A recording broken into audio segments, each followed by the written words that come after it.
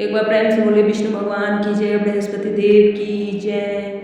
प्राचीन समय की बात है, भारत में एक राजा राज्य करता था। वह बड़ा प्रतापी तथा दानी था। वह नित्य प्रत्येक मंदिर में भगवत दर्शन करने जाता था। वह ब्राह्मण और गुरु की सेवा किया करता था। उसके द्वार से कोई भी याचक निराश होकर नहीं लौटता था। वह प्रत्येक गुरुवार को व्रत रखता एवं पूजन करता था। वह हर दिन गरीबों की सहायता करता था, परंतु यह सब बातें उसकी रानी को अच्छी नहीं लगती थी। वह न व्रत करती और न किसी को एक भी पैसा दान में देती थी। वह राजा से भी ऐसा करने को मना किया करती थी। एक समय की बात है कि राजा शिकार खेलने वन को चले गए। घर पर रानी और दासी थी। उस समय गुरु बृहस्पति साधु का रूप धारण कर राजा के दरवाजे पर भिक्षा मांगने आए। साधु ने रानी से भिक्षा मांगी तो वह कहने लगी, हे साधु महाराज, मैं इस दान और पुण्य से तंग आ गई हूँ। इस कार्य के लिए तो मेरे पति देव ही बहुत है। अब आप ऐसी कृपा करें कि सारा धन नष्ट हो जाए तथा मैं आराम से रह सकूँ। साधु रूपी बृहस्पति देव ने कहा, हे देवी, तुम बड़ी विचित्र हो। संतान और धन से कोई दुखी नहीं होता है, इसको सभी चाहते हैं। पापी भी पुत्र और धन की इच्छा करता है। अगर तुम्हारे पास धन अधिक है तो भूखे मनुष्य को भोजन कराओ, प्याओ लगवाओ, ब्राह्मणों को दान दो, धर्मशालाएं बनवाओ, कुआं तालाब बावड़ी बाग बगीचे आदि का निर्माण कराओ तथा निर्धनों की कुंवारी कन्याओं का विवाह कराओ, साथ ही इत्यादि करो। इस प्रकार के कर्म करने से तुम्हारे आपके कुल का और आपका नाम परलोक में सार्थक होगा एवं स्वर्ग की प्राप्ति होगी। परंतु रानी साधु की इन बातों से खुश नहीं हुई। उसने कहा, हे साधु महाराज, मुझे ऐसे धन की आवश्यकता नहीं जिसको मैं अन्य लोगों को दान दूं तथा जिसको रखने और संभालने में ही मेरा सारा समय नष्ट हो जाए। साधु ने कहा, हे देवी, यदि तुम्हारी ऐसी ही इच्छा है तो जैसा मैं तुम्हें बताता हूँ तुम वैसा ही करना। बृहस्पतिवार के दिन घर को गोबर से लीपना, अपने केसों को पीली मिट्टी से धोना, केसों को धोते समय स्नान करना, राजा से कहना वह हजामत करवाए, भोजन में मांस मत रखाना, कपड़ा धोबी के यहाँ धुलने देना। इस प्रकार 7 बृहस्पतिवार करने से तुम्हारा धन नष्ट हो जाएगा। यह कहकर साधु महाराज रूपी बृहस्पति देव अंतर ध्यान हो गए। रानी ने साधु के कहने के साथ साथ बृहस्पतिवार तक वैसा ही करने का विचार किया। साधु के बताए अनुसार कार्य करते हुए केवल 3 बृहस्पतिवार ही बीते थे कि समस्त धन संपत्ति उसकी नष्ट हो गई। भोजन के लिए दोनों समय परिवार तरसने लगा तथा सांसारिक भोगों से दुखी रहने लगा। तब वह राजा रानी से कहने लगा कि हे रानी, तुम यहाँ पर रहो, मैं दूसरे देश को जाता हूँ, क्योंकि यहाँ पर मुझे सभी मनुष्य जानते हैं, इसीलिए मैं यहाँ कोई कार्य नहीं कर सकता। मैं प्रदेश जा रहा हूँ, वहाँ कोई काम धंधा करूँगा, शायद हमारे भाग्य बदल जाएगा।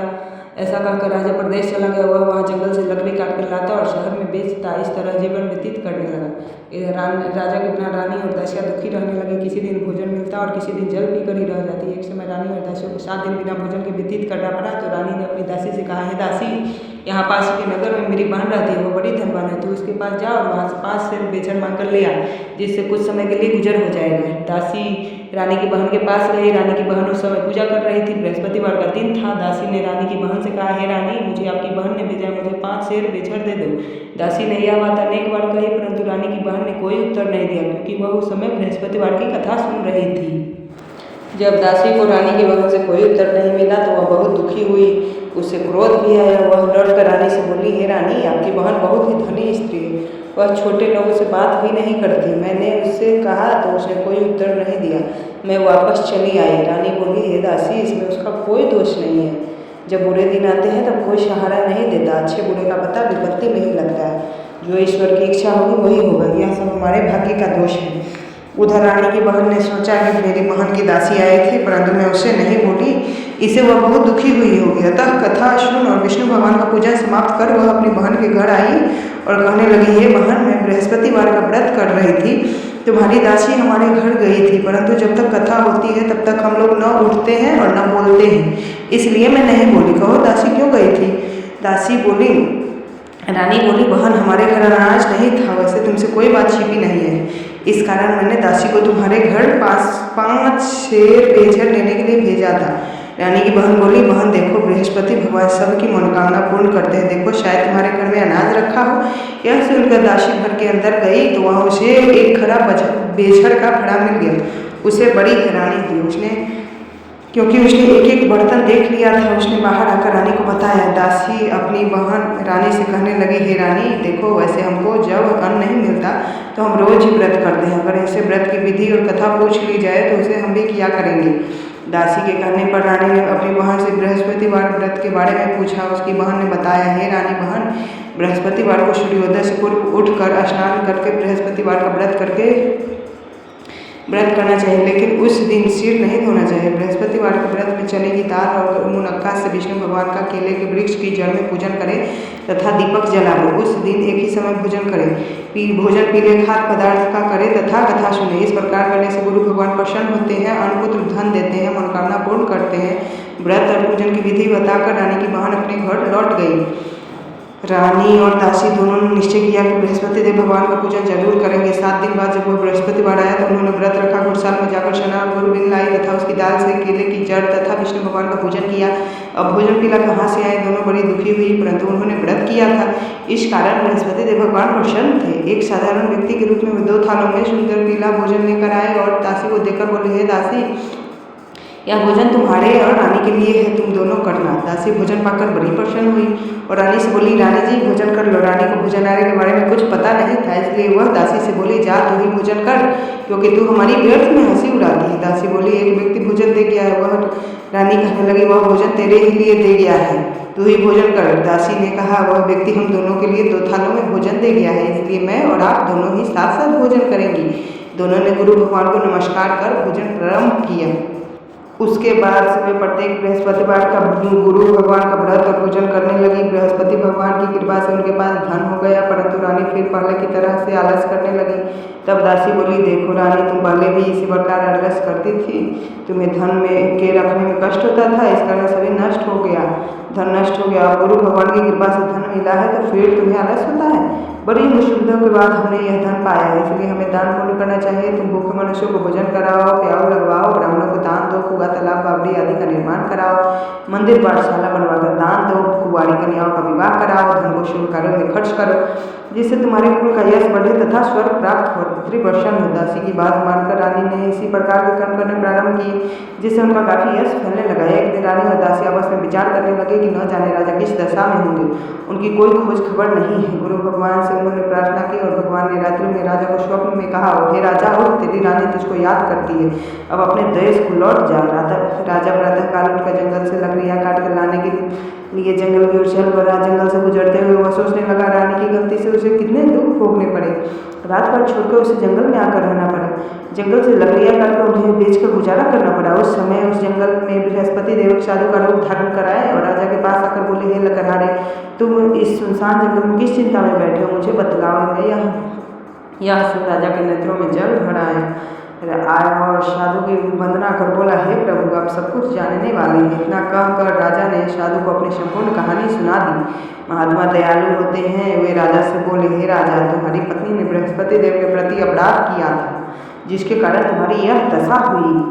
अब तुम किसी प्रकार की चिंता मत करो, भगवान तुम्हें पहले से अधिक धन देंगे। देखो, तुम्हारे पत्नी ने बृहस्पतिवार का व्रत प्रारंभ कर दिया है, अब तुम भी बृहस्पतिवार का व्रत करके चने की दाल और जल के लोटे में डालकर केले का पूजन करो, फिर कथा कहो या सुनो, भगवान तुम्हारी सब कामनाओं को पूर्ण करेंगे। साधु को प्रसन्न देखकर राजा बोला, हे प्रभु, मुझे लकड़ी बेच के इतना पैसा भी नहीं बचता जिससे भोजन करने के उपरांत कुछ बचा सकूं। मैंने रात्रि में अपनी रानी को व्याकुल देखा है, मेरे पास कोई साधन नहीं जिससे समाचार जान सकूं, फिर मैं बृहस्पति देव की क्या कहानी कहूँ, मुझको तो कुछ भी मालूम नहीं है। साधु ने कहा, हे राजा, तुम किसी बात की चिंता मत करो, बृहस्पतिवार के दिन तुम रोजाना की तरह लकड़ियाँ लेकर शहर में जाओ, तुम्हें रोज से दुगुना धन प्राप्त होगा, जिससे तुम भली भांति भोजन कर लोगे तथा बृहस्पति देव की पूजा का सामान दिया जाएगा। बृहस्पति देव की कथा इस प्रकार है। बोले विष्णु भगवान की जय, बृहस्पति देव की जय। बृहस्पति देव की कथा। प्राचीन काल में एक बहुत ही निर्धन ब्राह्मण था, उसकी कोई संतान नहीं थी। वह नित्य पूजा पाठ करता, परंतु उसकी स्त्री बहुत मलिनता के साथ रहती थी। वह न स्नान करती और न किसी देवता का पूजन करती। प्रातः काल उठते ही सर्वप्रथम भोजन करते, बाद में कोई अन्य कार्य करते। ब्राह्मण देवता बहुत दुखी रहते थे, पत्नी को बहुत समझाते किंतु उसका कोई परिणाम न निकलता। भगवान की कृपा से ब्राह्मण की स्त्री को कन्या उत्पन्न हुई। वह कन्या अपने पिता के घर में बड़ी होने लगी। वह बाल का प्रातः स्नान करके भगवान विष्णु का जप करते हुए बचपन से बृहस्पतिवार का व्रत भी करने लगी। पूजा पाठ समाप्त कर स्कूल जाते तो अपनी मुट्ठी में जौ भर कर ले जाती और पाठशाला जाने के मन में डालती जाती। वही जौ स्वर्ण के हो जाते तो लौटते समय उनको बिनकर घर ले आती। एक दिन वह बालिका सूप में सोने को जौ को फटक कर साफ कर रही थी, तभी उसकी माँ ने देख लिया और बोला, हे बेटी, सोने के जौ को फटकने के लिए सोने का सूप होना चाहिए। दूसरे दिन गुरुवार था। इस कन्या ने व्रत रखा और बृहस्पति देव से प्रार्थना करके कहा, हे प्रभु, यदि मैंने सच्चे मन से आपकी पूजा की हो तो मुझे सोने का सूप दे दो। बृहस्पति देव ने उसकी प्रार्थना स्वीकार कर ली। रोजाना की तरह वह कन्या जौ फुलाती हुई स्कूल चली गई। स्कूल से लौटकर जब वह जौ बीन रही थी तो बृहस्पति देव की कृपा से उसे सोने का सूप मिला। उसे वह घर ले आई और उससे जौ साफ करने लगी, परंतु उसकी माँ का वही ढंग रहा। एक दिन की बात है, वह कन्या सोने के सूप में जौ साफ कर रही थी। उस समय उस नगर का राजकुमार वहां से होकर निकला। इस कन्या के रूप और सोने के सूप में जौ को साफ करते देखकर वह उस कन्या पर मोहित हो गया। राजमहल आकर वह भोजन तथा जल त्याग कर उदास होकर लेट गया। राजा को जब राजकुमार द्वारा जल त्यागने का समाचार ज्ञात हुआ तो अपने मंत्रियों के साथ वह अपने पुत्र के पास गए और बोले, हे बेटा, तुम्हें किस बात का कष्ट है? किसी ने अपमान किया है अथवा और कोई कारण है? मुझे बताओ, मैं वही करूँगा जिससे तुम्हें प्रसन्नता हो। राजकुमार ने अपने पिता की बातें सुनी तो वह बोला, मुझे आपकी कृपा से किसी बात का दुख नहीं है। किसी ने मेरा अपमान नहीं किया है, परंतु मैं उस लड़की के साथ विवाह करना चाहता हूँ जो सोने के सूप में जौ साफ कर रही थी। यह सुन राजा आश्चर्य में पड़ गया और बोला, हे बेटा, इस तरह की कन्या का पता तुम ही लगाओ, मैं उसके साथ तुम्हारा विवाह अवश्य करवा दूंगा। राजकुमार ने राजा को उस लड़की के घर का पता बतलाया। मंत्री उस लड़की के घर गया और राजा का आदेश ब्राह्मण को सुनाया। कुछ ही दिन बाद ब्राह्मण की कन्या का विवाह राजकुमार के साथ संपन्न हो गया। कन्या के घर से जाते ही उस ब्राह्मण देवता के घर में पहले की भांति गरीबी का निवास हो गया। भोजन पीला और भोजन के लिए ज्ञान बड़ी मुश्किल से मिलता था। एक दिन दुखी होकर ब्राह्मण अपनी पुत्री से मिलने गया। बेटी ने पिता की दुख की अवस्था को देखा और अपनी माँ का समाचार पूछा। ब्राह्मण ने सभी हाल कहा। कन्या ने बहुत सा धन देकर अपने पिता को विदा कर दिया। इस तरह ब्राह्मण का कुछ समय सुखपूर्वक व्यतीत हुआ, लेकिन कुछ दिन बाद फिर वही हाल हो गया। ब्राह्मण फिर अपनी कन्या के यहाँ गया और सभी हाल कहा तो पुत्री बोली, हे पिताजी, आप माता जी को यहाँ लिवा लो, मैं वह विधि बता दूंगी जिससे गरीबी दूर हो जाए। ब्राह्मण देवता अपनी स्त्री को साथ लेकर अपनी पुत्री के पास राजमहल पहुँचे तो पुत्री अपनी माँ को समझाने लगी, हे माँ, तुम प्रातः काल उठकर प्रथम स्नान आदि करके विष्णु भगवान का पूजन करो तो सब दरिद्रता दूर हो जाएगी। परंतु उसकी माँ ने उसकी एक बात नहीं मानी। वह प्रातः काल उठकर अपनी पुत्री का बचा जूठन खा लेती थी। एक दिन उसकी पुत्री को बहुत गुस्सा आया। उसने एक रात एक कोठरी से सारा सामान निकाल दिया और अपनी माँ को उसमें बंद कर दिया। प्रातः उसमें से उसे निकाला तथा स्नान आदि करा के पूजा पाठ करवाया तो उसकी माँ की बुद्धि ठीक हो गई। इसके बाद वह नियम से पूजा पाठ करती और प्रत्येक बृहस्पतिवार को व्रत रखने लगी। इस व्रत के प्रभाव से उसकी माँ भी बहुत धनवान हो गई और बृहस्पति देवता के प्रभाव से स्वर्ग हो गई। वह ब्राह्मण भी सुखपूर्वक इस लोक का सुख भोग कर स्वर्ग को प्राप्त हुआ।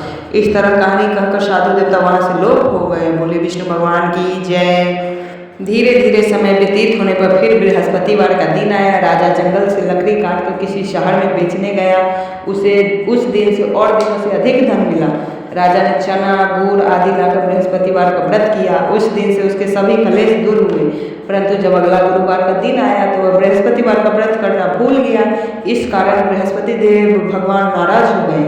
उस दिन उस नगर के राजा ने विशाल यज्ञ का आयोजन किया तथा समस्त राज्य में घोषणा करवा दी कि कोई भी मनुष्य अपने घर में भोजन न बनावे तथा आग भी न जलाए। समस्त लोग मेरे यहाँ भोजन करने आवे। इस आज्ञा को जो न मानेगा उसको फांसी की सजा दी जाएगी।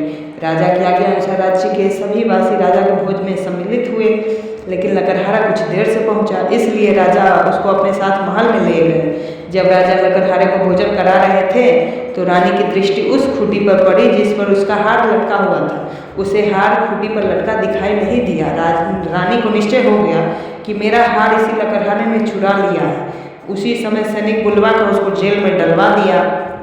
जब लकड़हारा जेल खाने में गया तो बहुत दुखी होकर विचार करने लगा कि न जाने कौन से पूर्व जन्म के कर्म से मुझे यह दुख भोगने पड़ रहे हैं, यह दुख प्राप्त हुआ है। और उसी साधु को याद करने लगी जो जंगल में मिला था। तत्काल बृहस्पति देव साधु के रूप में प्रकट हो गए और उसकी दशा को देखकर कहने लगे, अरे मूर्ख, तूने बृहस्पति देव की कथा नहीं कही, इसी कारण तुझे दुख प्राप्त हुआ है। अब चिंता मत कर। बृहस्पतिवार के दिन जेल खाने के दरवाजे पर 4 पैसे पड़े मिलेंगे, उनसे तू बृहस्पति देव की पूजा करना तो तेरे सभी कष्ट दूर हो जाएंगे। अगले बृहस्पतिवार उस जेल के द्वार पर 4 पैसे पड़े मिले। राजा ने पूजा का सामान मंगवा कर कथा कही और प्रसाद बांटा।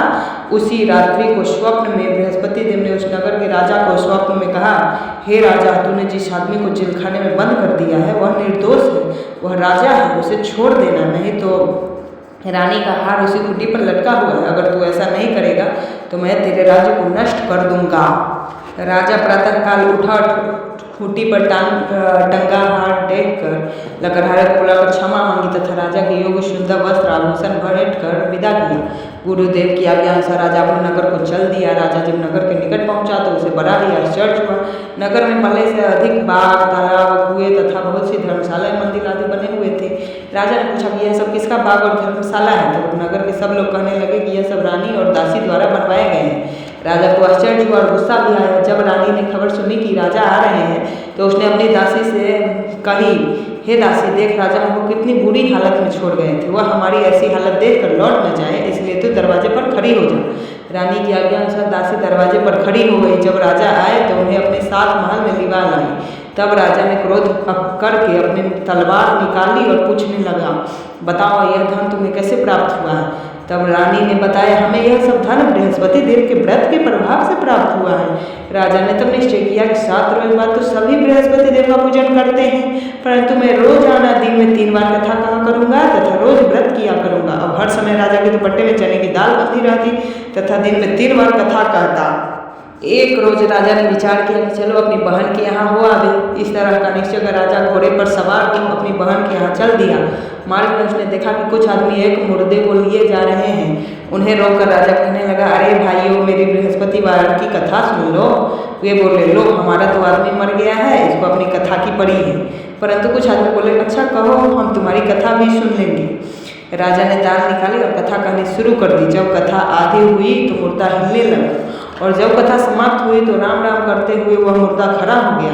राजा आगे बढ़ा, उसे चलते चलते शाम हो गई। आगे मार्ग में उसे एक किसान खेत में हल चलाता मिला। राजा उससे बोला, अरे भैया, तुम मेरी बृहस्पतिवार की कथा सुन लो। किसान बोला, जब तक मैं तेरी कथा सुनूंगा तब तक 4 हरैया जोत लूंगा, जा अपनी कथा किसी और को सुनाना। राजा आगे चलने लगा।